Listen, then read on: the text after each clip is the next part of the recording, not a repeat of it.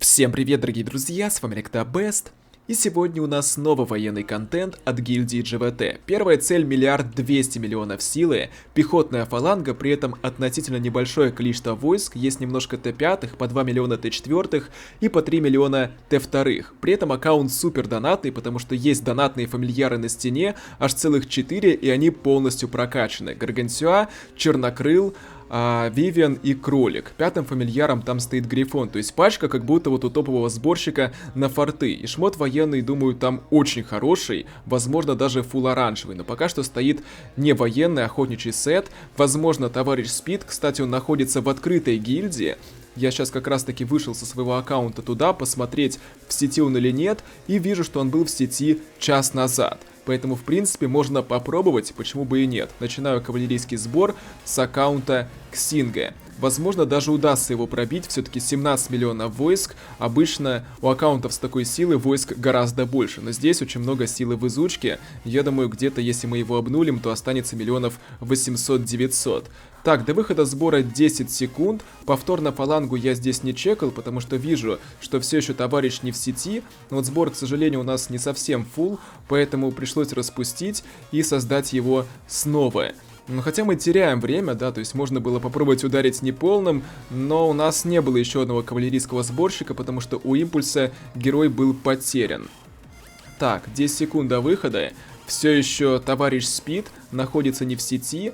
Вот, давайте еще раз посмотрим на количество войск. Пехоты там всего лишь 5 лямов. То есть, в принципе, одним кавалерийским сбором от Ксинга 5 миллионов пехоты сбрить должно получиться. Да, шмот не меняется, мы остаемся, не поджигаем. Давайте посмотрим, сколько войск там теперь внутри. Кстати, пехоту мы всю не убили. Осталось еще 1 300 000 пехоты, причем Т4, Т5 класса. И стрелками, скорее всего, поджечь его сейчас не получится. Но я поверил в себя и все-таки сделал стрелковый сбор с аккаунта Бест. Кстати, я был в этот момент без болек, поэтому пришлось создать сбор из Т2 войск. Ну а все вкидывали, соответственно, Т5 и Т4. Вот, все мои войска пошли здесь в гроб. Я находился на перестройке, тренировал в это время войска. Раствориться я не растворился, но и поджечь не поджег, поэтому мне придется сборить его еще раз.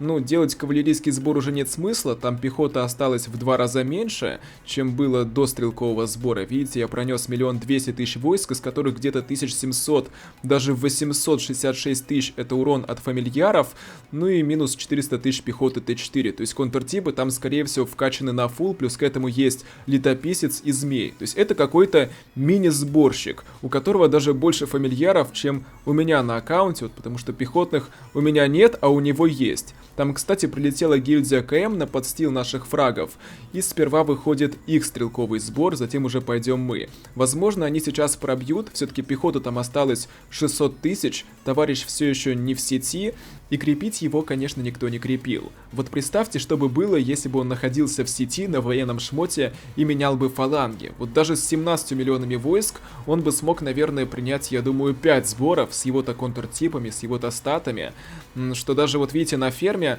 2 сбора он спокойно отбил, только 3-й его поджег, сейчас пойдет 4-й сбор. Пехоты уже у него не осталось, поэтому сейчас уже должен получаться суперский отчет, и после этого, думаю, можно добивать остатки войск в соло. Да, остается там всего лишь 4 лямчика, это все стрелки, и поэтому бежим с Ксинга пехотой. Ничего не оставляем гильдии КМ, они там что-то тупят, все еще не распускают сбор, чего-то ждут, но тут буквально 2 атаки, и войска у противника закончатся. Прожимаю ботинки на возврате, быстренько отправляю следующий марш, вот там сагильдийцы тоже подключаются к обнулению.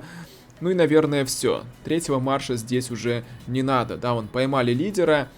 На этом обнуление закончилось. Вот такая вот соло-атака на минус 43 миллиона силы, минус 32 ляма силы, огромное количество халявных киллов и вкусненьких отчетиков. Лидера поймал, кстати, наш игрок из гильдии GVT. И вот что забавно, товарищ ушел под щит буквально через 30 секунд после обнуления. Очень не вовремя проснулся, и непонятно, что он делал в открытой гильдии долгое время. Мы его как-то однажды сборили, вот где-то неделю назад, и тогда он оказался в сети и сборы принимать не захотел.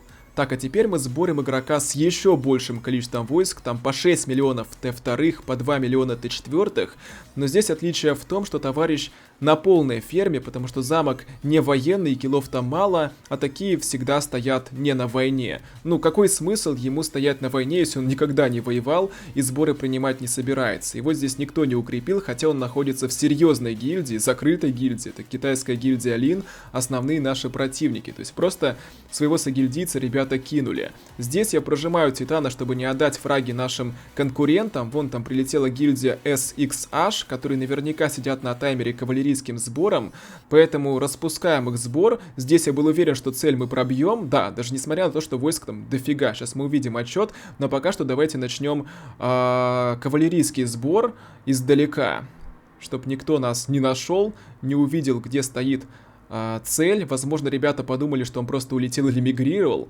не предположили, что это был Титан. Вот такое количество войск, смотрите, по 2 миллиона Т4, по 6 миллионов 500 тысяч каждого Т2, есть Т5. Но полную ферму пробить легко, даже не полным сбором. У нас тут не хватало одного человечка, было 2 миллиона 100 тысяч войск. Кстати, пехотой я заходил на пехотной фаланге, не на стрелковом клине. Я понял, что это эффективнее, так урона будет гораздо больше, процентов на 30. Да, немножко падает выживаемость, но и фиг с ней. Даже в сложные цели на войне на пехотной фале пехотой вы нанесете больше урона, все-таки это, мне кажется, более важно, нежели чем выжить.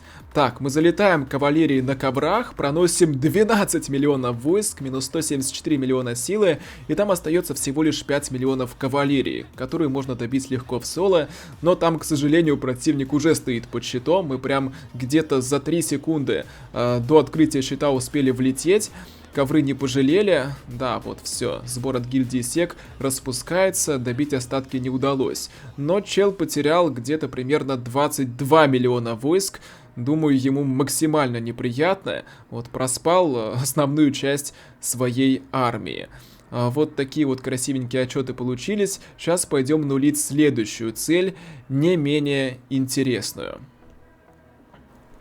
Стоит замок без гильдии в онлайне и на контрразведке.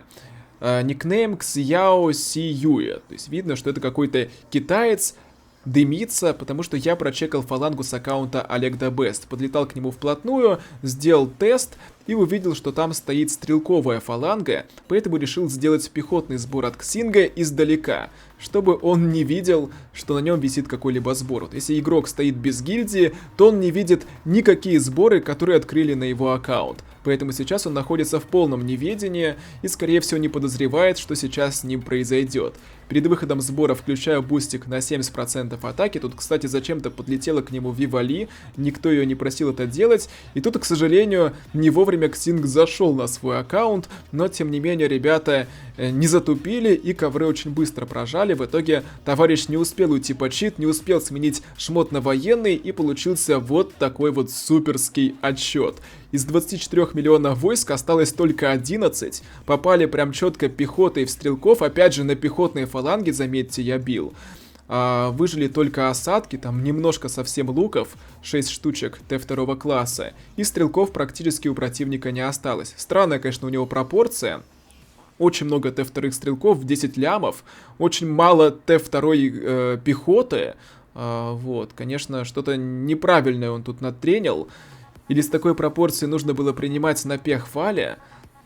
Ну, короче, как-то так. После этого сбора он, конечно, сразу ушел под щит, потому что, ну да, он был в сети, мы об этом прекрасно знали. Он вышел из гильдии Лав и почему-то стоял очень долгое время без гильдии. Возможно, подал заявку на автобус, а туда его не принимали.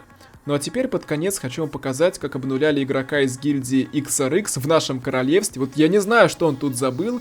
Гильдии XRX в этом госте уже давно нет, а вот какой-то товарищ здесь остался в итоге без контры, без щита. У него было где-то 900 миллионов силы, это уже то ли третий, то ли четвертый по счету на него сбор. Уже почти его обнулили, и вот сразу после сбора я кидаю ему форпостик. Форпост из кавы, потому что товарищ стоял на кавалерийской фале, его тут явно били уже пехотой, и, соответственно, дальше должны добивать тоже пехами, ибо стрелков всех пронести невозможно, они стоят на кавалерийском построении квадратом, но имеется в виду в кавалерийской фале, не в кавалерийском клине.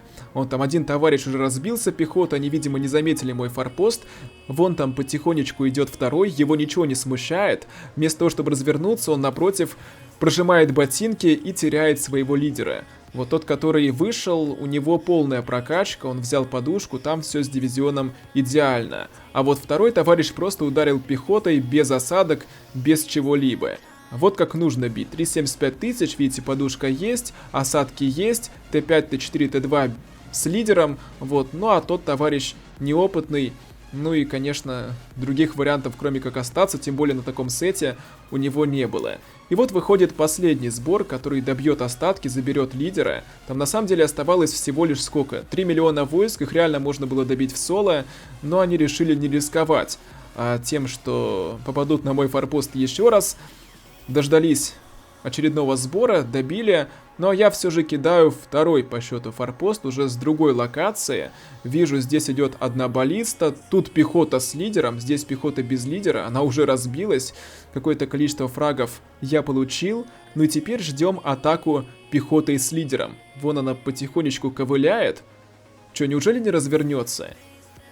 Да, он не развернулся, кинул разведку, но, к сожалению, видите, лидер его возвращается. Похоже, его спас Драйдер с 10% шанса на спасение лидера. Повезло так повезло. Все, после этого никто не бил, замок-то обнулен, ну и меня ловить тут уже нет смысла, я выхожу. Давайте посмотрим, что получилось. Так, вот баллиста, а вот захвачен вражеский лидер, и Драйдер здесь был, прикиньте, первого левела. 2% шанс на спасение. Друзья, на этом видео подошло к концу. Всем огромное спасибо за просмотр. Если ролик вам понравился, то ставьте лайки и подписывайтесь на канал. Всем желаю удачи и всем пока.